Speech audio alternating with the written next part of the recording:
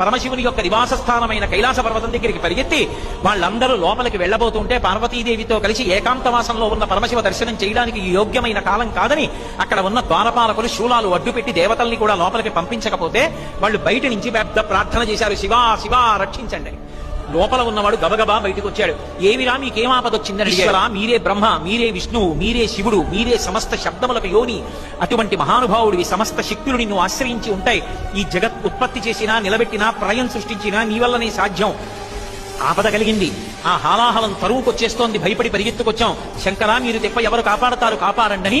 అసలు శివస్వరూపం అంటే ఎలా ఉంటుందో చెప్పారు దేవతలు. మీరు 63 లీలామూర్తులు గ్రహించారు కాబట్టి కట్టెదుట ఒక రూపంతో కనపడతారు. అసలు మీ రూపం అగ్ని ముఖంబు, అగ్ని నీ యొక్క ముఖం. పరమేశ్వర స్వరూపానికి ఆ పరాపరాత్మకమే నీ యొక్క ఆత్మ. పరమశివుడు నడుస్తున్నప్పుడు ఆయన కాలు తీసి కాలు వేస్తే కాలం. ఈ భూమి అంతా కూడా ఆయన పాదపీఠం, ఆయన పాదం పెట్టుకునేటటువంటి పీఠం. వాయువు అంతా కూడా ఆయన నాసా